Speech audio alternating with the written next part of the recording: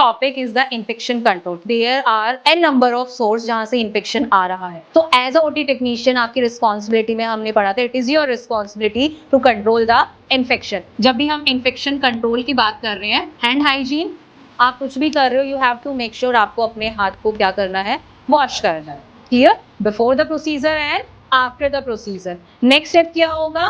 To follow the PPE kit. Hand hygiene के बाद आपको फॉलो करना है complete PPE kit. What is this PPE kit? Personal protective equipments, जिसमें क्या क्या चीजें आ जाती हैं?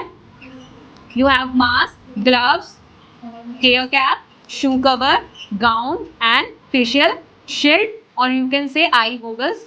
ठीक है? सो ये हमारी सेफ्टी कि पेशेंट से या सराउंडिंग एनवायरनमेंट में जो भी सोर्स ऑफ इन्फेक्शन है वो हमें ना हो, और हमें जो भी सोर्स ऑफ इन्फेक्शन है वो पेशेंट को ट्रांसफर ना हो। So this is our responsibility to follow these step, ताकि हम इन्फेक्शन को क्या कर सके, कंट्रोल कर सके। क्लियर? और उसके बाद नेक्स्ट क्या है? अगर मैं ये दोनों चीजें फॉलो कर रही हूँ, इसके अलावा कुछ और भी रह गया जो मेरे को फॉलो करना पड़ेगा इन्फेक्शन को कंट्रोल करने के लिए? मैंने बहुत सारे इंस्ट्रूमेंट यूज किए। मैंने ये यूज किया था पेशेंट पे, और मैंने इसको यूज करके इधर एज इट इज रख दिया। ये यूज था तो it have a source of infection, and मैंने उसको यहाँ रख दिया। Now this surface is also contaminated, so it is my responsibility इसको यूज करने के बाद क्या करना है?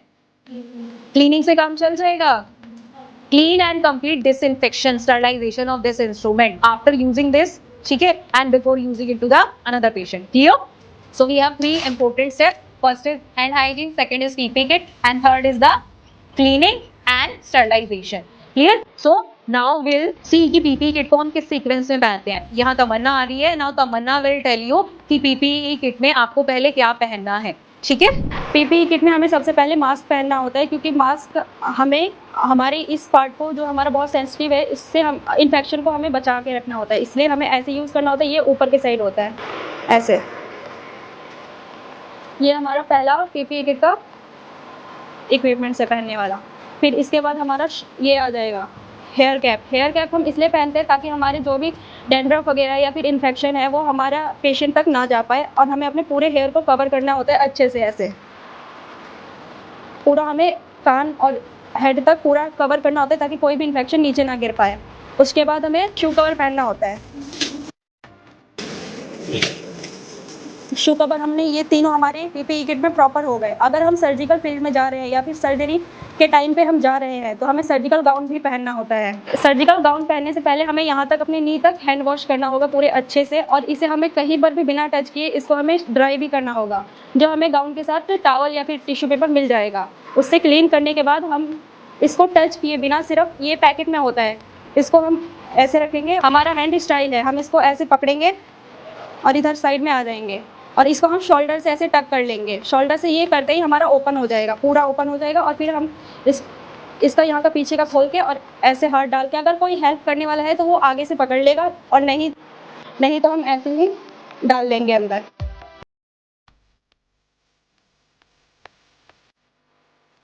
इस आउटर लेयर को हमें टच नहीं करना। ये हमारे पूरे स्टाइल ग्लव्स हैं। इसको हम अंदर की साइड से ऐसे पकड़ेंगे और फिर इस हाथ को इसके अंदर डालेंगे, और इस हाथ के अंदर डालते ही हम अपनी उंगलियों को इसके अंदर फिक्स कर देंगे। अब हम अंदर वाले पार्ट को टच करेंगे क्योंकि ये सारा स्टेराइल है, और फिर हम इसको ऐसे फिक्स करके, ये है हमारा सर्जिकल अटायर। अब सर्जरी के बाद का प्रोसीजर है कि हम कैसे कैसे सारे इक्विपमेंट्स को हम उतारते हैं। सबसे पहले हम ग्लव्स उतारेंगे। ग्लव्स के आउटर पार्ट को टच करके हम इसको निकालेंगे। इस ग्लव्स को हम रेड डस्टबिन में डिस्कार्ड कर देंगे। फिर उसके बाद हम गाउन उतारेंगे। पहले हमारा जो पीछे भी टक किया होगा उसको हम खींच के खोल देंगे, और फिर हम इसको इस तरह से, फिर हम इसको येलो डस्टबिन में डिस्कार्ड कर देंगे। फिर हम अपना शू कवर उतारेंगे। शू कवर को हम रेड डस्टबिन में डिस्कार्ड कर देंगे, और हेयर कैप को हम येलो डस्टबिन में डिस्कार्ड करेंगे।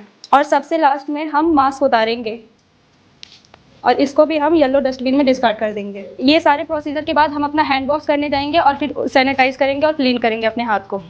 Thank you. सो आपने देखा कि जब हम पीपीई किट के स्टेप्स देख रहे हैं कि हमें पीपीई किट के किस कंपोनेंट को किस टाइम रिमूव करना है, और आपने एक चीज नोटिस की होगी कि हम हर एक कंपोनेंट को एक स्पेसिफिक डस्टबिन में डिस्कार्ड कर रहे हैं। तो ये भी आपका इंपॉर्टेंट पार्ट है इन्फेक्शन को कंट्रोल करने का, जिसमें हम उसको specific dustbin specific colour code of dustbin में डिस्कार्ड कर रहे हैं, उसको हम क्या बोलते हैं, BMW, बायोमेडिकल वेस्ट मैनेजमेंट। तो आपने देखा कि हमने ग्लव्स को रेड डस्टबिन में डिस्कार्ड किया, बिकॉज ग्लव्स क्या है, that is a latex, rubber, जिसको आप नेचुरली कभी भी डिकम्पोज नहीं कर सकते हो, सो दैट्स वाई वो अलग डस्टबिन में गया। But when it come to gown, mask, hair cap, they are made up of a fabric, कपड़ा, राइट, जिसको आप जला सकते हो, डिस्कार्ड कर सकते हो, वो अलग डस्टबिन में गए हैं, राइट। आपके शू कवर थे, दे आर ऑफ पॉलिथीन, वो भी आपके अलग डस्टबिन में गए हैं, ठीक है। So again this is very important step of understanding the concept of biomedical waste management. अगर आपने इनकी मिक्सिंग की